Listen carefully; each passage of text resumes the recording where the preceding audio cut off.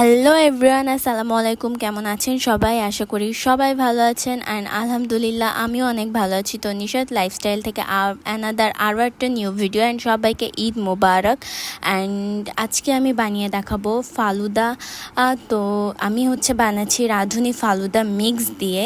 তো চলেন। তো ফার্স্টে আমি 1 কেজি পরিমাণ দুধ নিয়েছি। আমি ফার্ম ফ্রেশের দুধ ইউজ করছি।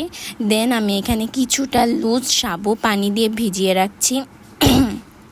গলার খুবই খারাপ অবস্থা, এত পরিমাণে ঠান্ডা পানি খাওয়ার পর গলার অনেকটা খারাপ অবস্থা, তো একটু ভয়েসে সমস্যা হবে। দেন আমি ভালোভাবে দুধটাকে জাল দিয়ে নেব। উষ্ণ দুধ গরম হয়ে গেলে সেই হালকা 2 চামচ পরিমাণ বা 3 চামচ পরিমাণ আমি দুধ উঠিয়ে রেখেছি।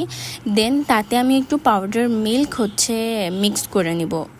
ঠিক আছে, তো ওইটা রেখে দেওয়ার পরে আমি ফালুদা মিক্সটা খুলতেছি। অ্যান্ড দেন এইখানে একটা ফালুদা মিক্সের প্যাকেট ও একটা রেড জেলির প্যাকেট থাকে আর একটা গ্রিন জেলির প্যাকেট থাকে। দেন আমি ভালোভাবে দুধটাকে জাল দিয়ে ফুটিয়ে নেওয়ার পরে আমি ফালুদা মিক্সটা অ্যাড করে দিব। তারপরে ভালোভাবে নাড়তে হবে। দেন আমি এখানে অ্যাড করে দিব আমার ওই ভিজিয়ে রাখা সাবুটাও। এটা দিয়ে ভালোভাবে নাড়াচাড়া করে তারপরে আমাদের নেক্সট স্টেপ এইটা, একটু পরিবারের ফ্যামিলির মানুষ একটু বাড়তি হলে এটা খেতেও বেশ অনেক দিন ফ্রিজে রেখে অল্প অল্প করে খাওয়া যায়, এই জন্য একটু এক্সট্রাভাবে বানানো। দেন আমি এখানে অ্যাড করব নুডলস। আমি এখানে নিয়েছি ডুডলসের স্টিক নুডলস। আপনারা চাইলে কোকোলাও ইউজ করতে পারেন। তো আমি একটা স্টিক ভালো মতো ছোট ছোট করে গুঁড়া গুঁড়া করে ভেঙে দিয়ে দিচ্ছি। আর এটা দিলে না একটা রেস্টুরেন্ট স্টাইলের সেই ভাইবটা পাওয়া যায় আর খাওয়ার। অ্যান্ড দেন আমি আগে থেকে যে মিল্ক পাউডারটা দুধে গুলে রেখেছিলাম সেটাও দিয়ে দিচ্ছি। দিয়ে ভালোভাবে নাড়াচাড়া করতে হবে। অ্যান্ড অবশ্যই আপনাদের টেস্ট বেস অনুসরণ করে চিনিটা অ্যাড করবেন, কারণ ফালুদা রান্নার পরে ওটা ঠান্ডা হয়ে যাওয়ার পর ওতে কিন্তু কিছু ফ্রুটস পড়ে, দেন আইসক্রিম তো অবভিয়াসলি পড়ে, তো সেই ক্ষেত্রে অনেকটা মিষ্টি হয়। তো আমি সেই মিষ্টিটা বিবেচনা করে আমি অল্প ইউজ করছি। আমি এখানে আরও একটা জিনিস ইউজ করব, সেটা কনডেন্স মিল্ক, যে কারণে আমি মিষ্টিটা একটু কম দিয়েছি। তো আমি একটু লবণ দিচ্ছি। আমার মনে হয় লবণটা দিলে ব্যালেন্সটা খুব সুন্দর আসে। তো ভালোভাবে মিক্স করে নেওয়ার পর আমি এখানে 1 চামচ পরিমাণ কনডেন্স মিল্ক দিয়েছি।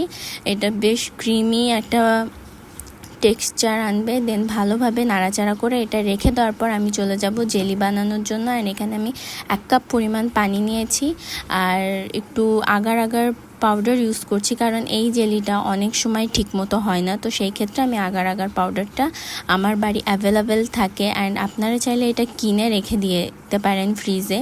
তো আমি এখানে আগার পাউডারটা দেওয়ার পরে আমি জেলেটিনটা দিয়ে দিয়েছি। ভালোভাবে নাড়াচাড়া করে নিতে হবে অ্যান্ড ফুটিয়ে ভালো মতো এরকম একটা ঘনত্ব টেক্সচার আসার পরে এটাকে নামিয়ে নিতে হবে। দেন ভালোভাবে নাড়াচাড়া করছি অ্যান্ড আমি দেখিয়ে দেবো যে আপনাদের কোন টেক্সচারটা আসলে আপনারা জেলিটাকে নামিয়ে নেবেন। এটা আসলে দেখতেও খুব সুন্দর লাগে ফালুদার উপরে দিলে। আর এটা আমার ফ্যামিলির অনেকে পছন্দ করে। পার্সোনালি আমার তেমন একটা ভালো লাগে না। ফ্রুটস অ্যান্ড আইসক্রিম হলেই ফালুদা আমার কাছে মনে হয় জমে যায়, যার যার কাছে পছন্দ। এটা সাজানোর সময় দিতে অনেক ভালো লাগে। অ্যান্ড সব কিছু ভালোভাবে এটা ফুটে যাওয়ার পর এরকম টেক্সচার আসলে আমি নামিয়ে নিব। আমি গ্লাসে নামিয়েছি, আপনারা চাইলে কোনো বোল বা প্লেটেও দিয়ে নিতে পারেন, বাট আমার মতে গ্লাসে নামিয়ে দেওয়া ভালো। অ্যান্ড দেন আমি রেড জেলিটাও বানিয়ে নিচ্ছি সেম ওয়েতে। তো আমি আবার 1 কাপ পরিমাণ পানিতে একটুখানি আগার পাউডার অ্যান্ড রেড জেলিটা দিয়ে ভালোভাবে মিক্স করে এটাকে সুন্দর মতো সেম সেন্টেন্সিতে এনে দেন আমি এটাকে আবার সেম ওয়েতে গ্লাসে ঢেলে নিব। অ্যান্ড এইভাবে কিছুক্ষণ রেখে দিলে, আধা ঘন্টা রেখে দিলে এটা পুরো জমে যায় অ্যান্ড খুব ভালো মতো এটা বসে যায়। অ্যান্ড আমি এবারে ফালুদাটাকে সার্ভ করে নিব। আমি কন্টেনারে সার্ভ করে নিচ্ছি। এটা অনেক সুবিধা হয়। এটা ঠান্ডা হয়ে যাওয়ার পর ফ্রিজে রেখে দিলে অল্প অল্প করে বের করে মেহমানদেরকে সার্ভ করা যায়। আর নিজেরাও খুব সুন্দর মতো ফালুদা অ্যান্ড আইসক্রিমের সাথে সার্ভ করে খাওয়া যায়। তো আশা করি ভিডিওটা ভালো লেগেছে। And follow my page. আল্লাহ হাফেজ সবাইকে। অ্যান্ড আবার ঈদ মোবারক সবাইকে। আল্লাহ হাফেজ।